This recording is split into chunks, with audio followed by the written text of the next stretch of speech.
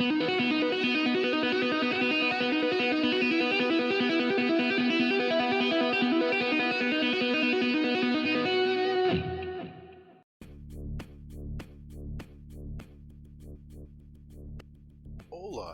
good morning, and welcome to another session of character modeling with me, Steve Moore, aka Smoore. You can find me on ArtStation under Smoore.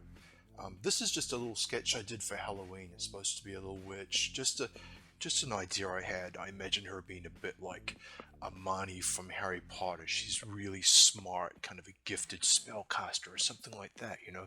And also, I'm thinking like about like future characters I might model and wanting them to be more colorful, more stylized. You know, I've been looking at Miyazaki a lot too lately. Um, but anyway, to business this week.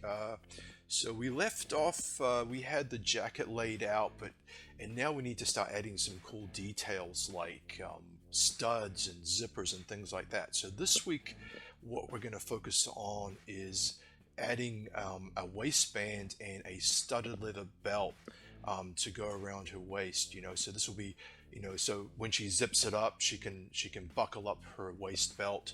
And it's a decorative item that Shein has. Here's a couple of examples. You can see, you know, the studs running across the back. So that's what we're going to look at today. Cool. So let's begin. The first thing we want to do is add the waistband, and very similar to the way we added the collar in the last segment, what we're going to do is measure, you know, the little segments at the bottom of the jacket that comprise of the jacket, the back, and you know the two front lapels there. And then we're going to take that combined length and create our waistband. So easy enough. Let's do that. So starting in Marvelous Designer here, I'm just going to grab the bottom points of the jacket and bring them up a little bit so we make some room for our new waistband.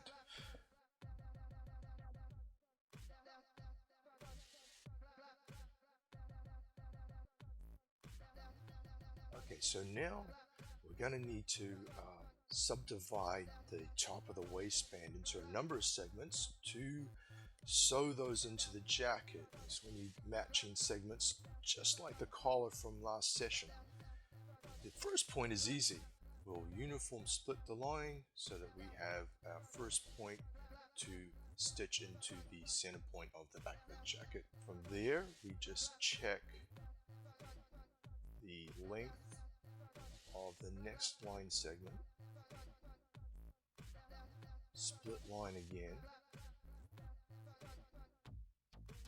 and notice the cool UI that Marvelous Designer has. The line segment 1 is colored yellow, it's highlighted yellow, so that makes it easy for me to figure out which one I need to enter values for.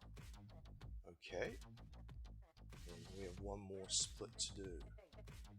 So we click on that last line segment, split once again, enter our value,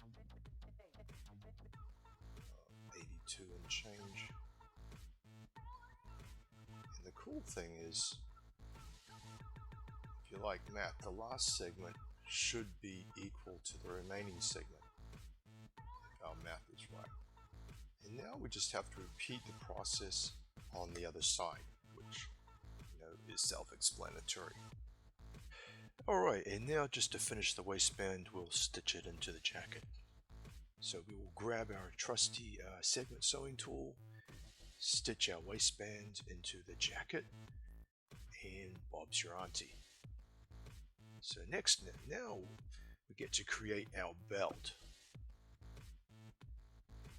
To add the belt, we're gonna create a piece of material that is at least as wide as the waistband, and we'll need a little extra material left and right to allow for a belt buckle and for the belt to loop through that buckle. So we'll create a strip, and we'll make that strip just a little narrower than the waistband itself. So it's going to stitch in like so. select the rectangle tool and draw out our belt. I just eyeballed this, just could see, okay, it's at least as wide as the waistband, and imagine how much material you want for the buckle and the overlap of the strap.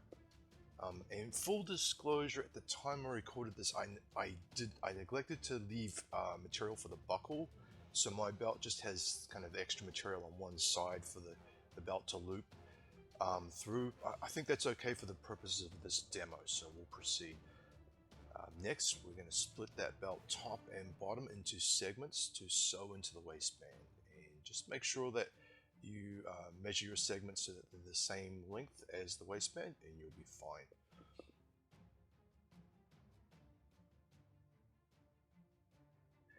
And now we're going to add a pair of internal lines to the waistband, top and bottom, for our belt to stitch to. I think you probably see where I'm going with this. To gauge the distance between the internal lines, I overlaid the belt and basically eyeballed it again. It's okay if it isn't perfect. The lines do have a tendency to snap, but if it isn't perfect, that's kind of the real world anyway. So, nothing's exactly precise. You'll get away with it in this case. Okay. So this is an easy stitch job. Just stitch the top and the bottom of the belt to the internal lines on the waistband. And before we sim, let's talk about layers. So before we sim the belt onto the waistband, it's worth noting that sometimes Marvel's designer has trouble figuring out which surface should be on top of which. And the good news is that they, in order to sort that problem out, they have a system of layers, maybe like Photoshop a little bit, where you can say, okay, the waistband is going to be layer 0, the default, and we'll make the belt itself layer 1. And so that will tell Marvelous Designer that the belt should sit on top of the waistband. Alright, just hit the sim button, and now that we've introduced layers, that belt will sim nicely on top of the waistband. Not a problem. Here's where it gets interesting. We want to add some metal studs to the belt because she owns a biker after all, and she needs some tough looking studs. So we're going to add buttons. Yeah! Buttons, here we go. To add buttons, we'll need an internal line. One more internal line. So let's add that down the middle of the belt, and this is going to serve as a track for the buttons to attach to. So to make our studs, we're going to use the button tool. And to create our first button, we'll use the create button tool, which looks like this here. There you go. Now we're just going to hover over the internal line, which represents our button track, and we're going to click where we want the first button to begin. Let's switch to the Select Move button tool, which looks like its big brother, the Create button tool. Looks like this. That enables us to move the button around, but it'll also switch us to the button attributes kind of window in the object browser here. And that's going to enable us to edit some of the button's attributes to make it a little bit more stud-like. So selecting the default button options, we're going to go down to the field where it says shape, and under the menu we're going to choose something that looks a little bit more stud-like.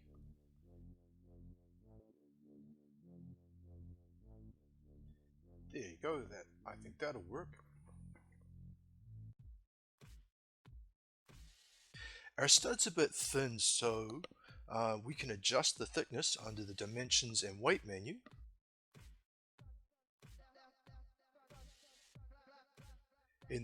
Under the same menu, we can also adjust the width, and with a little fine tuning, we'll get it just right. that'll work, I think. Right now the stud's floating a bit far out in space. To fix that, we're going to adjust the button's kind of sewing attributes, specifically the thread length. So to do that, let's grab the select move button tool, click on our button again, and that will expose its property editor. There you'll see a field called thread length, and by tuning that number, you may even have to go into negative values, but you'll be able to get that stud to sit on the belt nicely. Now we're happy with the look of our stud. We simply need to clone it across the length of the strap and we'll have ourselves a nice studded leather belt. Now to do this, it's a three-step kind of a move here. We're going to right click the button in the pattern window and choose copy.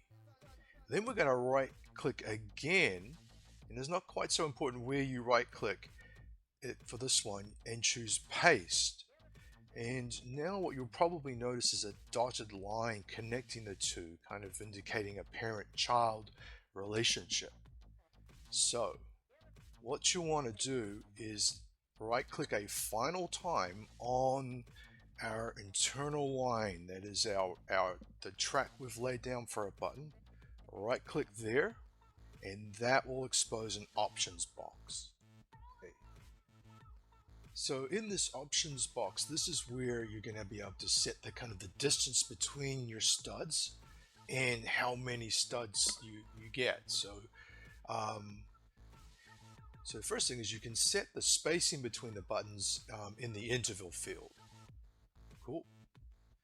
And then to specify how many buttons you want in the field, you'll use the aptly titled number of buttons or buttonholes. And there you go. So to determine kind of how many buttons I'd need to cover the length of the strap, I just used a little trial and error, to tell you the truth. I guessed, gave it a go, and then tweaked the number until I got a good coverage with the spacing I wanted, and went with that.